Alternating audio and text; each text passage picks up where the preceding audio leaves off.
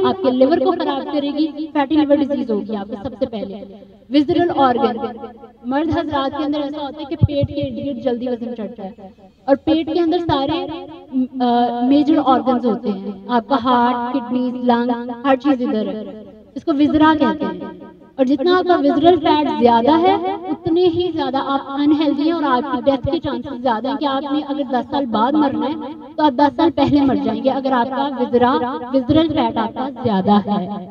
तो इस चीज को कंसीडर करें। अगर आपकी वेस्ट, हम फिर कहते हैं कि बीएमआई एक अच्छा इंडिकेटर नहीं है जो हमें बता सके कि एक पेशेंट की हेल्थ स्टेटस क्या है। जैसे अगर मेरा बीएमआई नॉर्मल है लेकिन मेरे अंदर फैट परसेंटेज ज्यादा है तो मैं तो अनहेल्दी हूँ, लेकिन मेरा बीएमआई नॉर्मल है तो मैं ये नहीं कह सकती कि मैं एक हेल्दी इंडिविजुअल हूँ। इसी तरह अगर आपका बीएमआई नॉर्मल है तो आप ये नहीं कह सकते कि आप एक हेल्दी इंडिविजुअल हैं। आपको पता होना चाहिए कि आपकी फैट परसेंटेज कितनी है, आपके अंदर मसल मास कितना है। एक ह्यूमन के अंदर fat percentage, muscle mass, bone mass और वाटर मास कैलकुलेट किया जाता है। और सबसे इंपॉर्टेंट होता है फैट मास, कि आपके अंदर कितने % चर्बी है। बेशक आपके अंदर चर्बी ज्यादा हो लेकिन आपका बीएमआई नॉर्मल हो तो आप एक हेल्दी इंडिविजुअल नहीं हैं। और ये चर्बी अल्टीमेटली आपकी वेन्स के इर्द गिर्द इकट्ठी होती है, आपके लिवर के इर्द गिर्द, आपकी जो दिल की नालियां होती है वो एक बाल से ज्यादा बारीक होती है।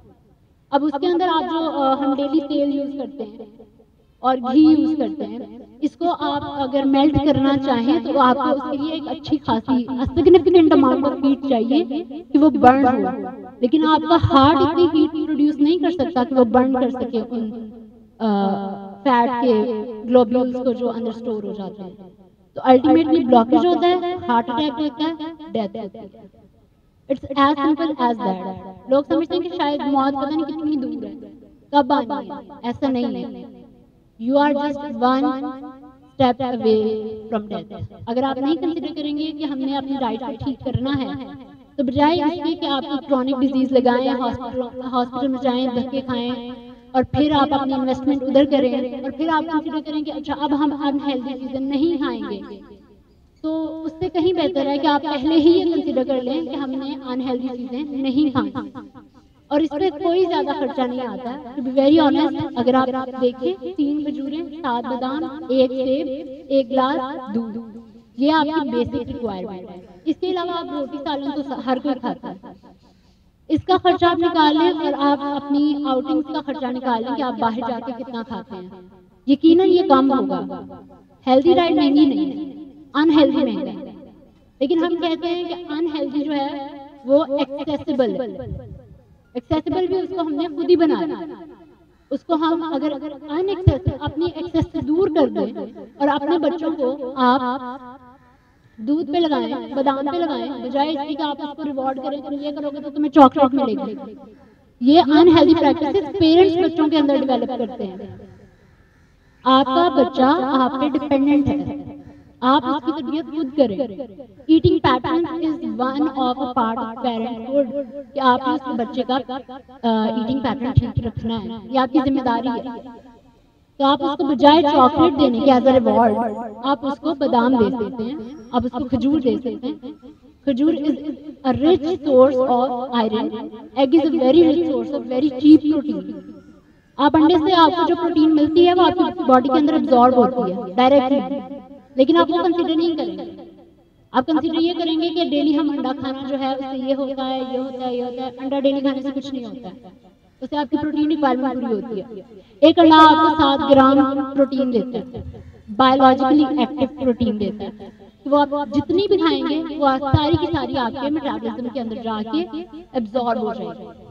ये है कि अगर आप अंडरवेट हो तो आप ऐसे दिखते हैं नॉर्मल में, ये उसका एक पिक्टोरियल रिप्रेजेंटेशन है कि आप बीएमआई के अंदर किस तरह के दिखेंगे। अगर आप ओबीज हैं तो आपकी पूरी बॉडी के अंदर इक्वल डिस्ट्रीब्यूशन ऑफ फैट हो जाएगा, अनलेस फीमेल्स के अंदर उनमें हिप रीजन में ज्यादा होता है। अगर आपको हिप रीजन के अंदर ज्यादा फैट स्टोर हो रहा है और आपकी बाकी बॉडी के अंदर फैट स्टोर नहीं हो रहा तो आई वुड सजेस्ट कि आप हार्मोन्स का टेस्ट कराएं, क्योंकि अगर आपके हार्मोन्स डिस्टर्ब हैं तो आपके विजरल फैट में और आपके हिप एरिया के अंदर फैट ज्यादा स्टोर होता है और आपकी बाकी बॉडी के अंदर बिल्कुल आप नॉर्मल देखने में बिल्कुल नॉर्मल लगते हैं। लेकिन अगर आपका ऐसा कोई मसला है तो आप अपने हार्मोन्स टेस्ट कराएं।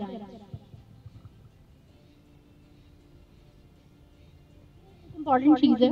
मैंने कहा कि BMI एक अच्छा इंडिकेटर नहीं है आपके हेल्थ स्टेटस का, कि आप किस तरह आपको पता चलेगा कि आप हेल्दी हैं या अनहेल्दी, आपकी वेस्ट से पता चल जाएगा।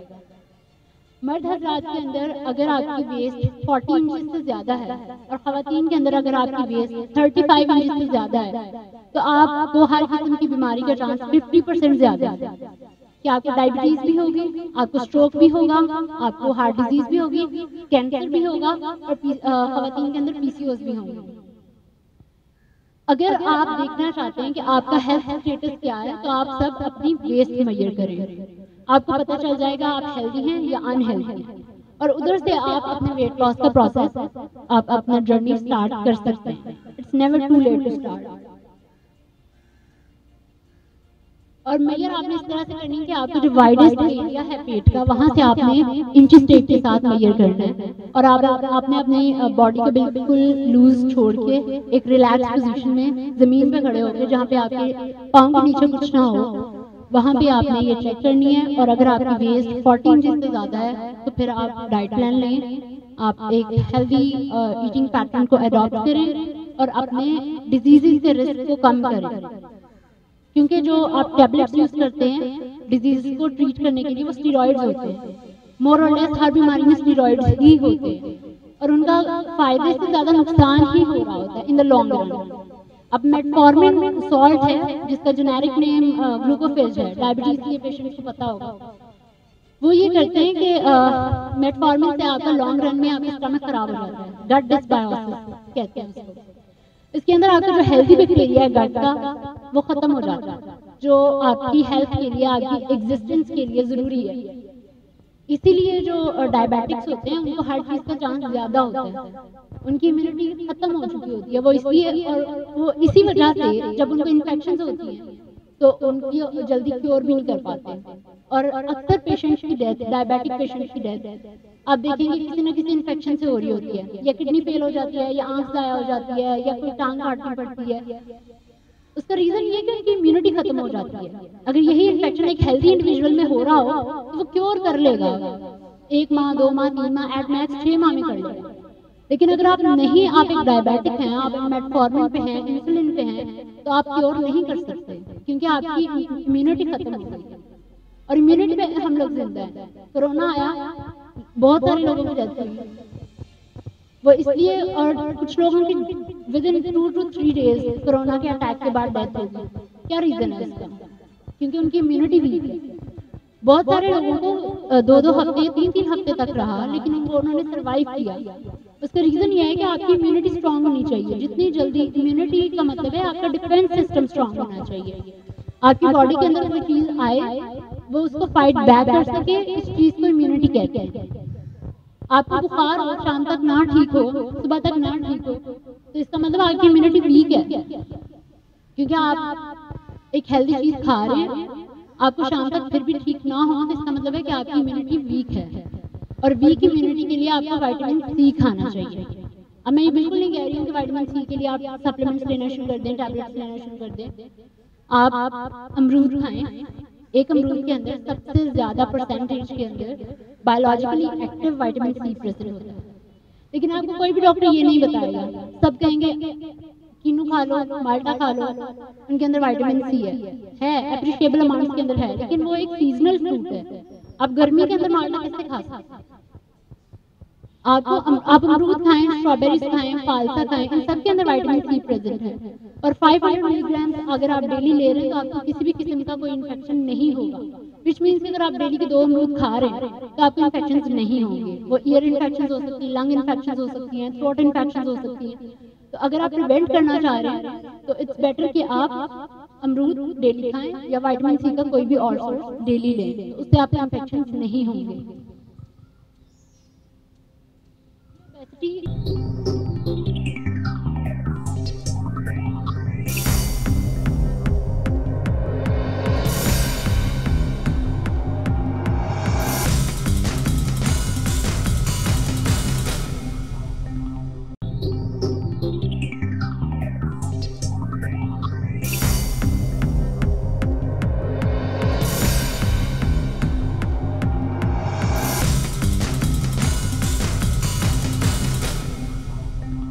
के बारे में मैंने पहले भी बात की कि अगर 30 से ऊपर है आपका बीएमआई तो आप ओबीज हैं। और ओबेसिटी सिर्फ वेट लॉस के बारे में नहीं है, ओबेसिटी एक मेटाबॉलिक कंडीशन है। इसका मतलब है कि आपका मेटाबॉलिज्म खराब हो रहा है, आपका लिवर भी खराब होगा, किडनीज भी खराब होंगी, लंग्स भी खराब होंगे, हर चीज खराब होगी। इट्स बिकॉज कि आपके हार्मोन्स को डिस्टर्ब कर रहे हैं। जितना ज्यादा आप हर डेकेड ऑफ एज, अगर आप 20 साल में भी मोटे थे तो आप 30 साल में अगर चर्बी कम करना चाहें आपको 50% ज्यादा मेहनत करनी पड़ेगी। With every decade of age आपका फैट स्टबर्न होता रहता है। अगर आप 40 की उम्र में मोटे हैं तो आप कोशिश करें कि मैं 50 की उम्र तक पहुंचते पहुंचते ये मैं अपना फैट खत्म कर लूं, तो वो ठीक है। वरना अगर आप उसी फैट के साथ 50 की उम्र में पहुंचते हैं तो आप वो फैट लूज नहीं कर सकते, क्योंकि बॉडी को आदत हो जाती है उस चीज की, उस स्टेट के अंदर रहने में। जो लोग मोटे होके पतले हो जाते हैं उनके अंदर दोबारा मोटे होने की टेंडेंसी 60 to 70% ज्यादा होती है। वो इसलिए क्योंकि उनकी बॉडी को पता है कि इनका पहले एट मैक्स स्ट्रक्चर ये था, अब वो पतले हुए। और अगर आप अपनी जो है उसको खराब करेंगे डाइट को, तो आप दोबारा से उसी स्ट्रक्चर पे चले जाएंगे। और इसमें डाइट से ज्यादा रोल्स जीन्स का भी होता है। कुछ लोगों के अंदर जेनेटिक प्रीडिस्पोजिशन होती है कि वो मोटे होते हैं, तो उन लोगों को ज्यादा केयर करनी चाहिए। जैसे कुछ लोग होते हैं उनकी फैमिलीज में हार्ट डिजीज रन करती है, नस्ल दर नस्ल हार्ट का प्रॉब्लम चलता रहता है। अगर आप एक ही माँ बाप के 2 बच्चों की बात करें, दोनों का बॉडी स्ट्रक्चर डिफरेंट है, दोनों की बॉडी कंपोजिशन डिफरेंट है, बॉडी स्ट्रक्चर डिफरेंट है। आपका डाइट प्लान मैं इनको नहीं दे सकती, इनका डाइट प्लान मैं इनको नहीं दे सकती, क्योंकि आपकी कैलोरी रिक्वायरमेंट्स डिफरेंट हैं, आपकी बॉडी कंपोजिशन डिफरेंट है, और सबसे इम्पोर्टेंटली आपके जीन्स डिफरेंट हैं। आपका न्यूट्रिशन में वन फॉर ऑल वाली कोई अप्रोच नहीं है। लेकिन आप डॉक्टर के पास जाएंगे, वो आपको भी पैनाडोल देगा सर दर्द के लिए, मुझे भी पैनाडोल ही देगा सर दर्द के लिए। लेकिन न्यूट्रिशन के अंदर ऐसा नहीं है। आपका डाइट प्लान मैं फॉलो नहीं कर सकती, मेरा डाइट प्लान आप फॉलो नहीं कर सकते। हर बंदे की रिक्वायरमेंट डिफरेंट है, हर बंदे का स्ट्रक्चर डिफरेंट है, जीन्स डिफरेंट है, हार्मोनल एक्टिविटी डिफरेंट है, और फिजिकल एक्टिविटी भी डिफरेंट है। तो इट डिपेंड्स कि आप क्या खा रहे हैं, कितना खा रहे हैं, और मोस्ट इम्पोर्टेंटली कि आपकी फैमिली में क्या मसला चल रहा है। अगर हार्ट का प्रॉब्लम है तो अवॉइड फैट, ये सबको पता है कि फैट्स अवॉइड करने चाहिए। लेकिन अनहेल्दी बादाम खा सकते हैं आप, अखरोट खा सकते हैं, अंडा खा सकते हैं, दैट आर हेल्दी फैट्स, तो आपके HDL लेवल को इंक्रीज करते हैं। स्टैटिस्टिकल डाटा है कि मोटापा कितना कॉमन है। US सर्वे के मुताबिक हर 3 में से 1 शख्स मोटा है। अब किस शख्स को वेट लूज करना चाहिए? हर उस शख्स को जिसकी वेस्ट सर्कमफ्रेंस 14 इंच से ज्यादा है उसको वेट लूज करना चाहिए। हर वो खातून जिसकी वेस्ट 35 इंच से ज्यादा है उसको वेट लूज करना चाहिए।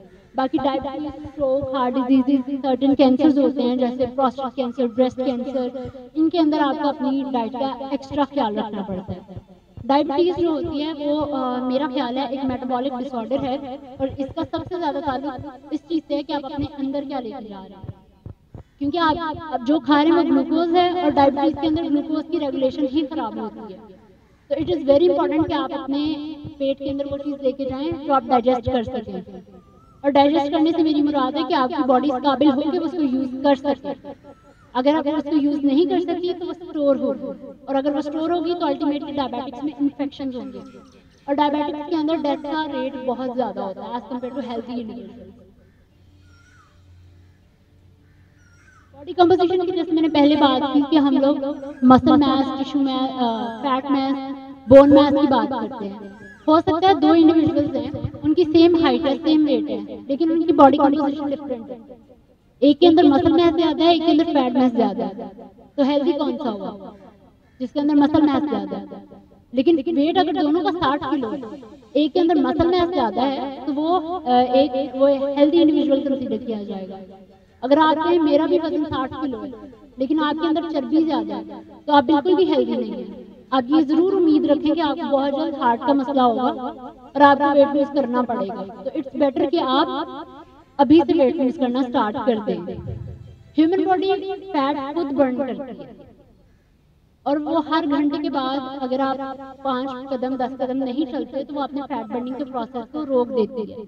आई एम श्योर बहुत सारे लोगों की यहाँ पे सिटिंग डेस्क जॉब्स होंगी, तो अगर आप हर घंटे के बाद 5-10 कदम चल लेते हैं ब्रिस्क वॉक, तो आपका अगले 1 घंटे के लिए फैट बर्निंग का प्रोसेस शुरू हो जाता है। अब इसके ऊपर तो किसी का खर्चा भी नहीं आएगा और कोई मेहनत भी नहीं है कि आपने हर घंटे के बाद 5-10 कदम चलने हैं, ताकि अगले घंटे में आपकी बॉडी खुद ही फैट बर्न करती रहे। ये इजीएस्ट वे है अपने मेटाबॉलिज्म को एक्टिव रखने का।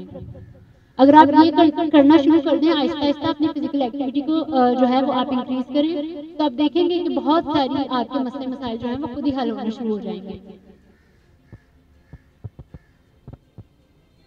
फैक्टर्स इन्फ्लुएंसिंग वेट, अब कुछ लोग होते हैं, अब एक बच्चा है जिसके वालिदैन उसके लिए जायदाद छोड़ के गए हैं, और एक बच्चा है जिसके वालिदैन से उसको दुआएं दे के गए हैं। वो दोनों जो हैं वो अपने फाइनेंशियल करियर में एक दूसरे से बहुत मुख्तलिफ होंगे।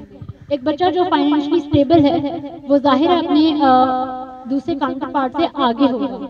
इसी तरह जिन लोगों के जीन्स के अंदर बीमारियां होती हैं वो दूसरे लोगों से आगे होती हैं, क्योंकि आपके वालिदैन आपके लिए विरासत छोड़ के गए कि आपको डायबिटीज भी होगी, आपको हाइपरटेंशन भी होगी, आपको हेपेटाइटिस भी होगा, आपको लिवर डिजीज भी होगी। इस तरह के बहुत सारे मसले मसाइल आपको होंगे क्योंकि आपकी जीन्स के अंदर है। अगर आप ये जीन्स के अंदर है तो आप अपने आप को 50% मोर ससेप्टेबल समझें कि आपको इन्फेक्शंस भी होंगे, और आपका लाइफ स्पैन एक हेल्दी इंडिविजुअल के निस्बत तकरीबन 10 से 15 साल कम होगा। तो इस हिसाब से अपना ईटिंग पैटर्न सेट करें। जिन लोगों के पेरेंट्स को डायबिटीज है, आई एम श्योर सब यहाँ पे किसी न किसी के रिलेटिव को या करीबी जानने वाले को डायबिटीज जरूर होगी, क्योंकि इट इज दैट प्रेवलेंट। मेरा थीसिस डायबिटीज पे था, and you would be shocked to know कि यहाँ पे लोगों को इतनी अवेयरनेस ही नहीं है कि अगर आपने डायबिटीज ठीक करनी है तो आप अपनी डाइट भी ठीक करें। लोग इंसुलिन खाएंगे, लेकिन इंसुलिन के इंजेक्शन लगाएंगे, लेकिन साथ मिठाई भी खाएंगे। इट्स नॉट कि मिठाई अनहेल्दी है या बुरी है, लेकिन आप डायबिटिक हैं, आपको एक मेडिकल कंडीशन है, आपकी बॉडी ग्लूकोज प्रोसेस नहीं कर पा रही, तो फिर आप अगर खाएंगे तो आप अपने हाथ से जहर खा रहे हैं। डायबिटीज जो है आपकी डाइट से बिल्कुल ठीक हो सकती है। मेरे पेशेंट्स हैं, मेरे क्लाइंट्स हैं जिन्होंने डायबिटीज की मेडिसिन छोड़ दी हैं, जिन्होंने डाइट के थ्रू अपनी डायबिटीज को कंट्रोल किया हुआ है, डाइट के थ्रू अपने थायराइड को कंट्रोल किया हुआ है, पीसीओएस को कंट्रोल किया है। वो इसलिए क्योंकि आपका हर मसला डाइट से शुरू होता है और हर मसला डाइट से ठीक भी हो सकता है। अनटिल अनलेस आप एक एंड स्टेज पेशेंट हैं, आपकी किडनी फेलियर हो गया, आपको कैंसर हो गया या आपका हार्ट फेल हो गया, तब डाइट कुछ नहीं कर सकती। लेकिन जब आप एक हेल्दी इंडिविजुअल हैं, इस वक्त आप चल फिर रहे हैं, आप खा रहे हैं, आप देख सकते हैं, आपको बीमारियों से बचा सकती है डाइट। आपको जो है वो ट्रीट कर सकती है अगर आप बीमार हो गए। अगर आपको इनिशियल स्टेज पे पता चल गया है कि मुझे ये मसला है, तो I would suggest consider a nutritionist, कि अगर आप किसी फिजिशियन के पास जा रहे हैं तो आप उसी वक्त किसी न्यूट्रिशनिस्ट के पास भी जाएं, ताकि आप अपने मेडिकल ट्रीटमेंट के साथ साथ अपना न्यूट्रिशनल ट्रीटमेंट भी कराएं। इससे आपका ट्रीटमेंट स्पीड अप होगा और इन द लॉन्ग रन आप मेडिसिन छोड़ सकते हैं। हमारे यहाँ ये कॉन्सेप्ट है कि 50 के ऊपर आप मेडिसिन खाए बगैर नहीं रह सकते। जहाँ जितने भी लोग हैं आप देखते होंगे कि 50 की उम्र क्रॉस करते ही बहुत सारे लोग मेडिसिन खा रहे होते हैं। आपके घरों में भी ऐसा ही होगा, लेकिन ऐसा प्रिवेंट किया जा सकता है इसको। और अगर आपको कोई मेडिकल कंडीशन है तो उसको क्योर भी किया जा सकता है डाइट, और ये एक्सपेंसिव नहीं होता। आप अगर health is your best investment, आपने बीमार होकर जो खर्चा करना है वो किसी का भी फायदा नहीं होना। इससे अच्छा आप अपने ऊपर खर्चा करें, आपके बच्चों का फायदा होगा। आपकी मौत का सबसे ज्यादा जिसको नुकसान होना है, आपकी जिंदगी का सबसे ज्यादा फायदा भी आपको उन्हीं रिश्तेदारों को होना चाहिए ना। अपनी फैमिली के बारे में सोचें, अपने ऊपर इन्वेस्ट करें, अपनी फैमिली की हेल्थ के ऊपर इन्वेस्ट करें।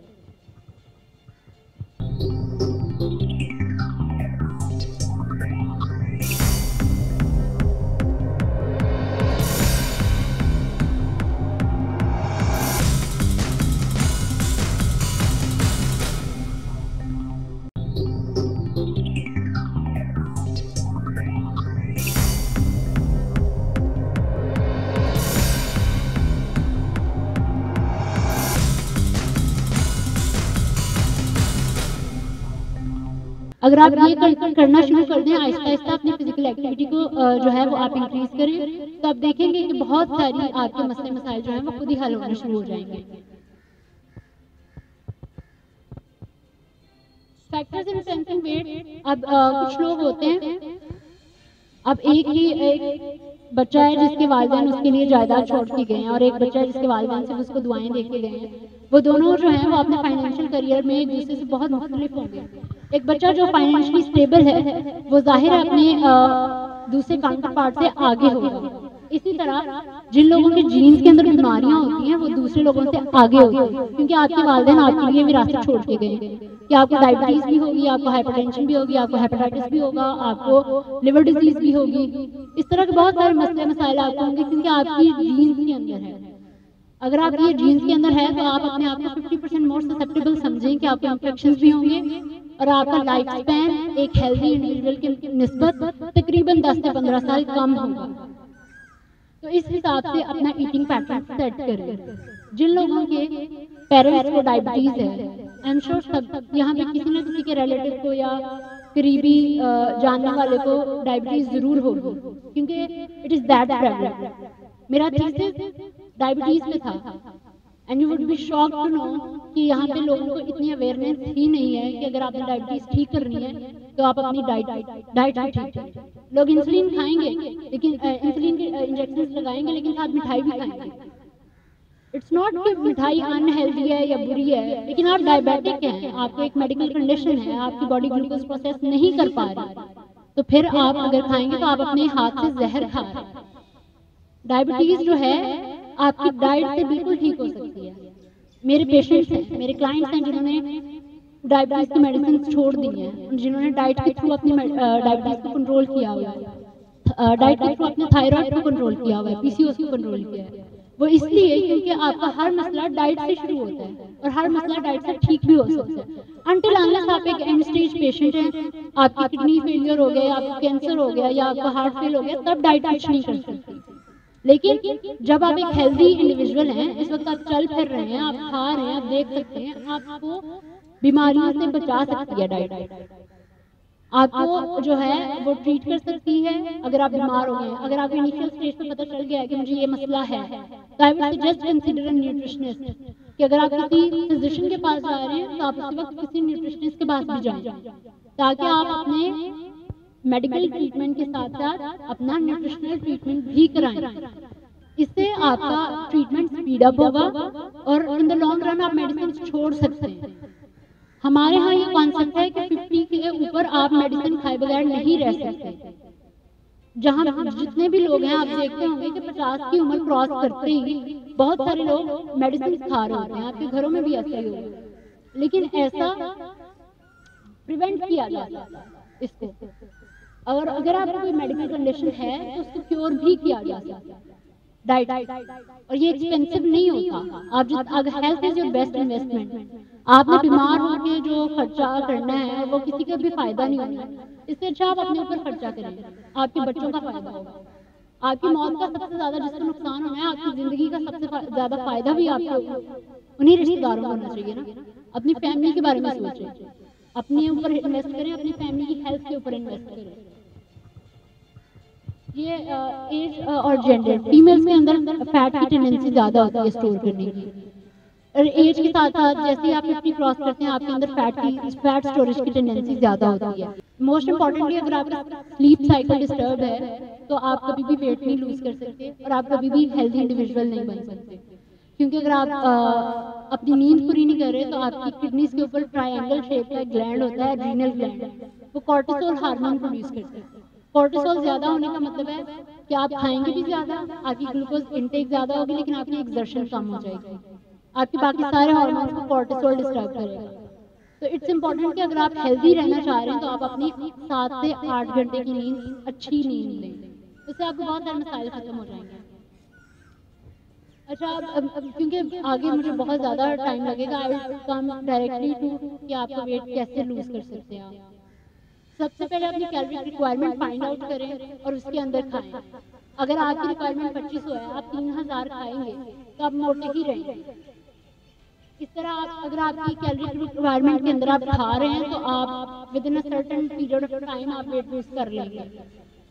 फिजिकल एक्सर्शन करें, किसी ना किसी किस्म की अपने अंदर फिजिकल एक्टिविटी जरूर लेते हैं। वो हो सकता है कि आप स्टेप्स ज़्यादा लें, हो सकता है कोई जिम जाए, हो सकता है आप किसी किस्म का स्पोर्ट खेलें, लेकिन आप चलेंगे अगर 10-15 मिनट, अगर आप ब्रिस्क वॉक करते हैं दिन में, तो वो भी सही है, उसके अंदर वो फिजिकल एक्टिविटी के अंदर ही काउंट होगा। लेकिन अगर आप बिल्कुल ही डेस्क जॉब करके घर जाके सो जाएंगे, तो वो एक अनहेल्दी सीडेंटरी लाइफस्टाइल है जो आपको प्रीडिस्पोज करेगा बहुत सारी मेडिकल कंडीशंस के साथ।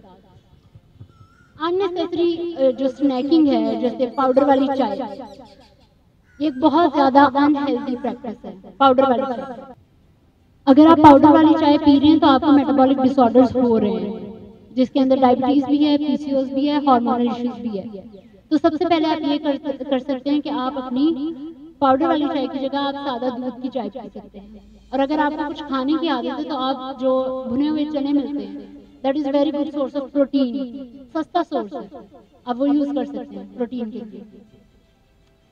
शुगरी जो बेवरेजेस होते हैं, अगर आपको आपको कोक पीने की आदत है, स्प्राइट पीने की आदत है, तो आप डाइट पे शिफ्ट हो जाएं। उसके अंदर कैलोरीज नहीं होती, मतलब आप खाएंगे, आप वो डाइट कोक अगर पी रहे हैं आप, तो आपको कोई मसला नहीं होगा।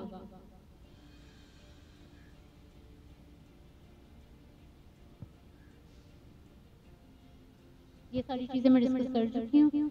अब सबसे पहले ये चीज जो है बहुत इंटरेस्टिंग है, lose up to 8 kg per month. ये आपको बहुत जगह देखने को मिलेगा।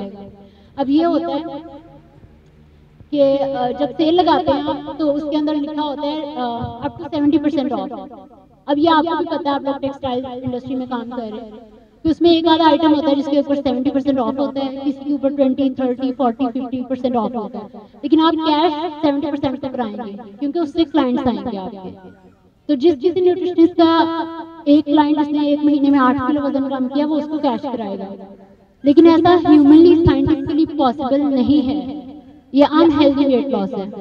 साइंस कहती है कि अगर आप ह्यूमन बॉडी को 24 घंटे भी फैट बर्न करने पे लगा दें, तब भी वो 1 महीने में मैक्सिमम 4 से 5 किलो वजन कम कर सकती है। लेकिन अगर आप 7 से 8 किलो वजन कम कर रहे हैं, दैट इज अनहेल्दी। लेकिन एक्सेप्शंस आर ऑलवेज देयर। अगर किसी ने बहुत स्ट्रिक्टली प्लान फॉलो किया है, जिम की है, तो हो सकता है कि उसका 8 किलो वजन कम हो जाए, लेकिन that is not for everyone. आप ये तो नहीं कर सकते मैं भी जाऊंगा तो मेरा 8 kg कम हो जाएगा, ऐसा नहीं होता। और एक मिसकंसेप्शन ये भी है कि अगर आप 6 बजे के बाद आपको कार्बोहाइड्रेट नहीं खाने चाहिए, क्योंकि शायद लोगों की ये मिसकंसेप्शन है कि 6 बजे आप पिज्जा खाएं तो उसके अंदर 265 कैलोरीज हैं, 6:05 में खाएं तो उसमें कोई 3000 कैलोरीज हो जाता है। अगर आप 6 बजे भी खा रहे हैं कार्बोहाइड्रेट, या रात के 12 बजे भी खा रहे हैं, तो कैलोरीज सेम रहती हैं। अगर आपकी रिक्वायरमेंट के अंदर आता है, तो अगर आप रात 2 बजे पिज्जा खा के सो भी जाएं तो आप मोटे नहीं होंगे, क्योंकि वो आपकी कैलोरीज रिक्वायरमेंट के अंदर है। इसी तरह हमने हर चीज को अच्छे और बुरे में, व्हाइट एंड ब्लैक में कैटेगराइज किया हुआ है कि अगर आप स्नैकिंग कर रहे हैं वो अनहेल्दी है, लेकिन अगर आप एक टोस्ट के ऊपर पीनट बटर खा रहे हैं तो वो हेल्दी है। Of course peanut butter healthy चीज है, उससे आपको हेल्दी फैट्स मिलते हैं। लेकिन अगर आप ये कहें कि मैकडॉनल्ड्स खराब है लेकिन पीनट बटर ठीक है, वो रिक्वायरमेंट पे, अमाउंट पे डिपेंड करता है। आप हर चीज खा सकते हैं एक रिक्वायरमेंट के अंदर रहते हुए। That's it. Have to eat less, you have to eat right. यही क्रक्स था आज का, यही टेक होम है कि आपको कम नहीं खाना, आपको सही खाना है और अपनी रिक्वायरमेंट के अंदर रहते हुए खाना। बाकी अगर किसी का कोई क्वेश्चन है, you can follow me on Instagram. And these are, ये मेरे थायराइड पेशेंट थे, इन्होंने within 2 months अपना थायराइड नॉर्मल किया without any medication. She was my diabetic patient, इनका यूट्रस मूव होना था और मेरे पास सिर्फ 2 महीने पहले ही आई कि मेरे अपना डायबिटीज कंट्रोल करना है। तो this is the difference between her HbA1c level.